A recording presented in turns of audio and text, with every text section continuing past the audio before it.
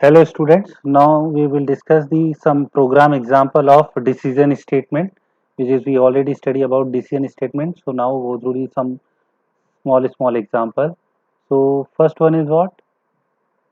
Write a C program to check if a person is eligible to vote or not. So criteria for eligibility is what? If age is greater than equals to 18. तो यहाँ पर हमें compare करना है. तो सबसे पहले हमने वेरिएबल डिक्लेयर किया एज नाम का. देन फिर हम यूज़र से पूछेंगे print f enter your age, scan f कराएंगे और रिलेशनल ऑपरेटर से हम कंपेयर करेंगे if age is greater than equals to 18. Then if age is greater than equals to 18 then you are eligible to vote in India. तो ये बिल्कुल simple example है. यहाँ हमने सिर्फ कंडीशन चेक करी कि अगर एज ग्रेटर देन 18 है तो मैसेज आएगा you are eligible to vote in India, otherwise नहीं आएगा. तो ये सिंपल इफ का एग्जांपल हो गया. अब program in C for determine given number is less than equal to और ग्रेटर देन 100. यहाँ 100 के कंपेयर में वो लेस देन है, इक्वल है और ग्रेटर. तो अब यहाँ हमें इफ एल्स की जरूरत पड़ेगी. तो सबसे पहले हम वेरिएबल डिक्लेयर करेंगे number, enter the number, scan f कराएंगे और फिर if number is less than 100, अगर वो 100 से छोटा है तो message number is less than 100. Else if number equals to zero, क्योंकि एल्स के बाद अब दो कंडीशन, या तो बराबर हो सकता है या ग्रेटर हो सकता है. तो अगर बराबर है तो मैसेज देना हमें नंबर इज 100 और एल्स पार्ट में हम लिख देंगे नंबर इज ग्रेटर देन 100 और रिटर्न करा देंगे.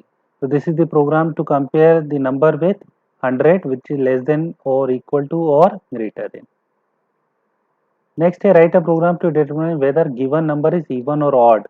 इवन ऑड का लॉजिक हम फ्लो चार्ट में डिस्कस कर चुके हैं कि अगर नंबर को 2 से डिवाइड करें और उसका रिमाइंडर अगर 0 आता है तो number is even otherwise odd. तो यहाँ परसेंट ऑपरेटर है, मॉडुलस ऑपरेटर, हम उसका यूज़ करेंगे. तो सबसे पहले हमने नंबर को डिक्लेयर किया number, enter the number, scan F percent D M percent number किया. If number percent two equals to zero, number को 2 से डिवाइड करें और अगर उसका रिमाइंडर 0 आता है तो given number is even else given number is odd. तो this is very simple logic to determine whether given number is even और ऑड. यहाँ नंबर को हमें स्टोर करना है और उसको 2 से डिवाइड करना है. लेकिन अगर मान लो कोई डिफरेंट लॉजिक से पूछा जाए कि नंबर को आपको 2 से डिवाइड नहीं करना है तो फिर कैसे करेंगे. तो हमारे पास और कोई ऑपरेटर, या अगर हम कोई मैथमेटिकल ऑपरेटर की जगह कोई दूसरा ऑपरेटर यूज करें तो we have a bitwise operator. तो another logic is what? Write a C program to check even और odd number using bitwise operator. Bitwise operator हमने पिछली क्लास में भी पढ़ा था कि बिट वाइज ऑपरेटर क्या करते हैं, नंबर्स भले ही वो इंटीजर में नंबर है, डेसिमल नंबर है, पर उसको वो बाइनरी में इंटरनली कन्वर्ट करेगा और ऑपरेशन जो है वो बाइनरी में ही करेगा. बाइनरी मतलब 0 1 के फॉर्म में. तो किसी भी नंबर को अगर हम बाइनरी में करें तो बाइनरी भी इवन और ऑड होते हैं. तो उसमें क्या रिलेशन होता है, जैसे 10 जो है it is the equivalent of 2 और 10 is a even number, 11 is odd number. तो 0 और 1, तो 0 और 1 is a significance for even odd. किसी भी बाइनरी नंबर का आखिरी वाला डिजिट अगर 0 है तो वो इवन है और अगर 1 है तो वो ऑड है. तो यहाँ हम बिट वाइज ऑपरेटर्स की हेल्प लेंगे कि अगर हम उस नंबर को 1 के साथ में एंड ऑप लगा दें तो रिजल्ट अगर ऑड होगा तो 1 आएगा, इवन होगा तो 0 आएगा. तो यही कंसेप्ट लेके हम एक प्रोग्राम बना सकते हैं. नंबर लिया, एंटर किया हमने.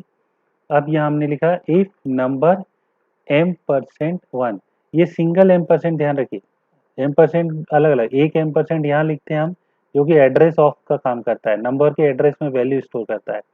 ये सिंगल m% ऐसे लिखा है तो ये बिट वाइज ऑपरेटर में जो एंड ऑपरेटर होता है जो 0 0 1 को एंड करता है. और डबल m% क्या होता है, लॉजिकल एंड. तीनों अलग अलग है. तो यहाँ पर क्या करेगा, नंबर को वो बाइनरी में कन्वर्ट करेगा और 1 के साथ उसका एंड ऑपरेटर लगाएगा.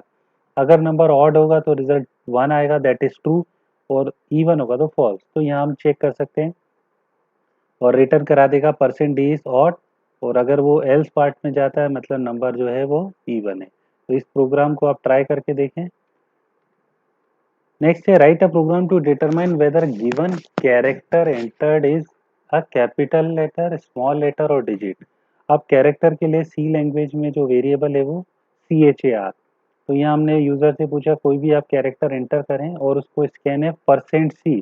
%C जो है वो कैरेक्टर के लिए यूज़ होता है, M%CH1। लेकिन कैरेक्टर भी एक तरह से इंटीजर की तरह, क्योंकि यहाँ पर सिंगल बाइट लेता है, तो कैरेक्टर की एक वैल्यू होती है जो 0 से लेके 255 तक होती है। तो हर कैरेक्टर का एक यूनिक नंबर होता है जो कि इंटीजर जैसा ही होता है।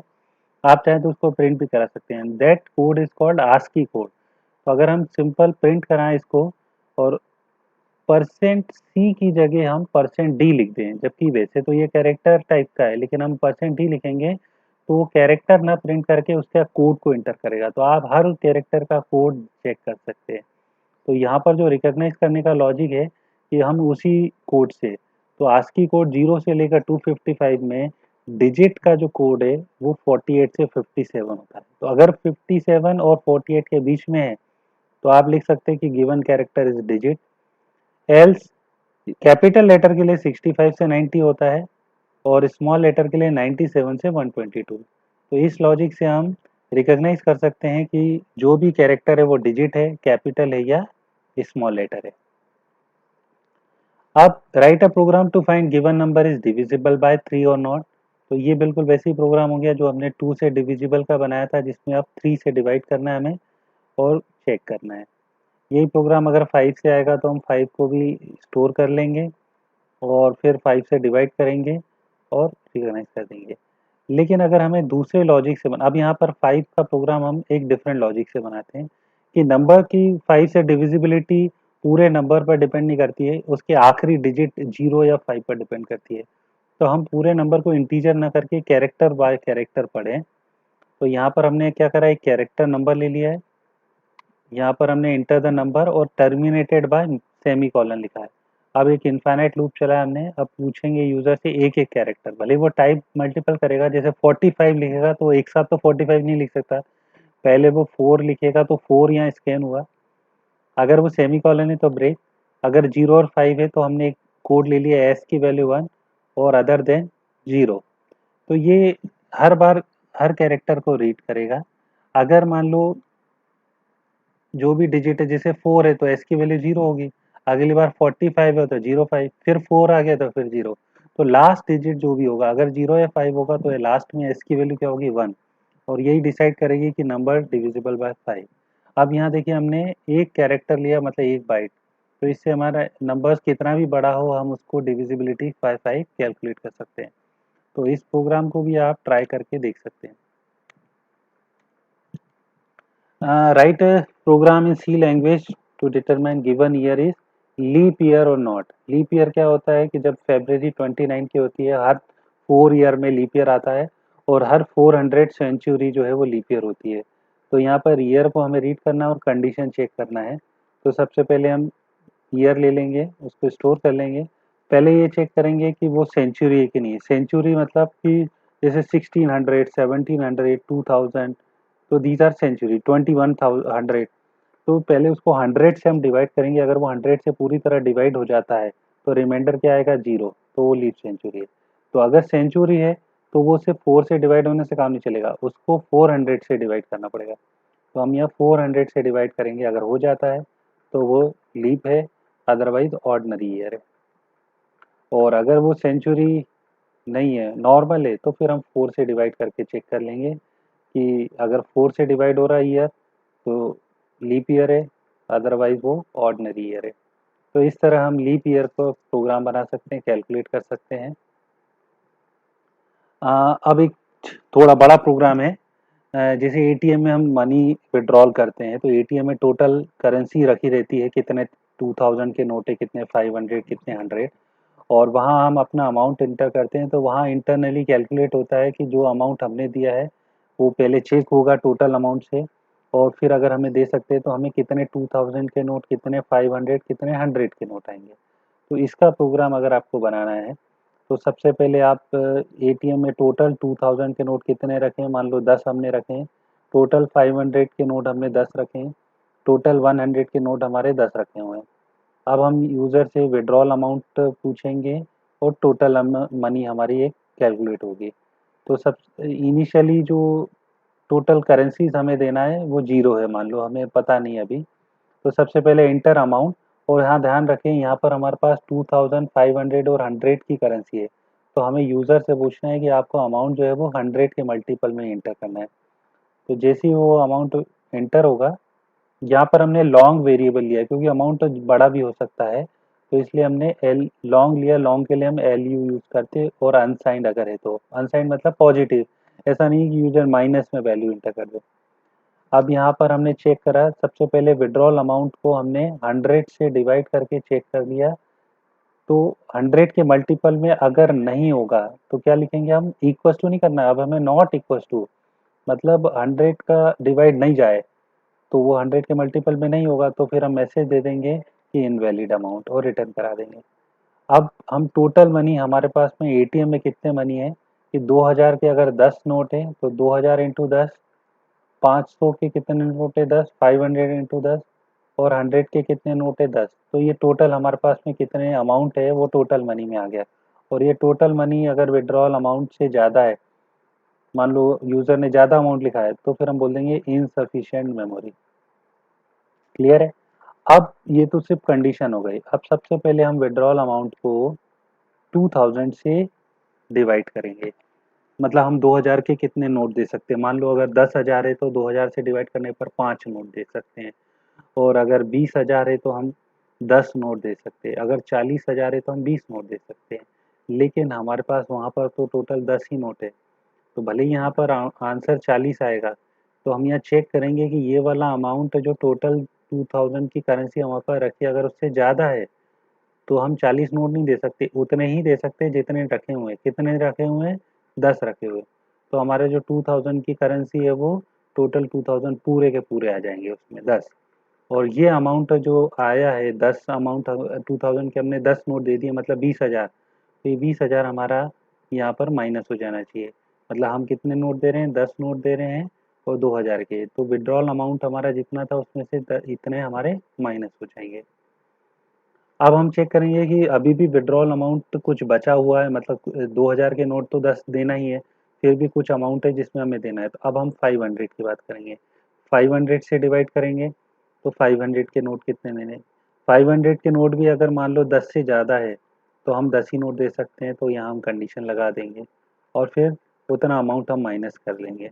माइनस करने के बाद अब हमारे पास लास्ट में अमाउंट अगर कुछ बचता है तो डेफिनेटली हम 100 के नोट देंगे। तो 100 के नोट देके हम प्रिंट करा देंगे कि टोटल 2000 के नोट कितने दिए हमने, 500 के कितने दिए और 100 के कितने दिए। इस तरह हम नंबर करेंसीज प्रिंट करा सकते हैं। तो इसका प्रोग्राम आप एक बार ट्राई करके ज़रूर देखिएगा। और ये कुछ प्रोग्राम्स करने के लिए भी हैं जो पूरे तो डिस्कस नहीं हो पाए, फिर भी आप ट्राई करें। अगर किसी में भी कोई डाउट होगा तो हम इसको डेफिनेटली सॉल्व करके देखेंगे। बहुत ही सिंपल प्रोग्राम है, कर चुके हम फ्लो चार्ट के फॉर्म में, लेकिन इफ़ का बेस्ट एग्जांपल है। Maximum between two number, three number, negative है, पॉजिटिव है या जीरो है, नंबर 5 से डिविजिबल 11 और नॉट है कि नहीं है। ये सब मैथ्स में हमने लॉजिक पढ़े हुए हैं, उसी से करना हमें। लीप ईयर का हम कर चुके हैं, अल्फ़ाबेट है या नहीं ये चेक करना है, वेदर इट इज़ वोवेल और कांस्टेंट होते हैं जैसे ए ई आई ओ यू, इस तरह हमें चेक करना है। Character whether it is alphabet digit ये हम पढ़ चुके हैं। Weather a character is upper case lower case क्या होता है वो देखना है हमें। वीक नंबर हम दें और वीक डे पता करें, क्योंकि जैसे वीक नंबर होते हैं 0 1 2 3 7, तो उसके थ्रू हमें वीक डे पता चल जाए। मंथ नंबर से हमें उसके अंदर कितने डेज होते हैं। ट्रायंगल की अगर साइड्स बता दें तो वो ट्रायंगल एग्जिस्ट करता है कि नहीं ये पता करना है। क्वाड्रेटिक प्रोग्राम करना है, प्रॉफिट लॉस करना है। या एक और अच्छा प्रोग्राम है जिससे आप इफ एल्स का प्रैक्टिस कर सकते हैं कि जैसे बेसिक सैलरी से हम ग्रॉस सैलरी कैसे कैलकुलेट करते हैं। मान लो बेसिक सैलरी अगर 1 लाख से कम है तो एच आर ए कितना मिलता है, डी ए कितना मिलता है। ये कंडीशंस के बेसिस पे हम यूज़र से उसकी बेसिक सैलरी पूछेंगे, ये कंडीशन के बेसिस पे ये फार्मूला अप्लाई करेंगे और ग्रॉस सैलरी कैलकुलेट करेंगे। इसी तरह आप मार्क्स परसेंटेज कैलकुलेट कर सकते हैं। मान लो फिजिक्स, केमिस्ट्री, इंग्लिश, मैथमेटिक्स और कंप्यूटर के आपके मार्क्स हैं, अब उससे आपको ग्रेड निकालना है परसेंट। अगर 90% से ऊपर है तो ग्रेड ए, 80% से बी, 70 सी, 60 डी, 40 और लेस देन 40 है तो डी। या आप इलेक्ट्रिसिटी बिल कैलकुलेट कैसे होता है इसका भी इफ एल्स से प्रोग्राम बना सकते हैं। तो इन प्रोग्राम्स को ज़रूर ट्राई करके देखें। Okay, thank you.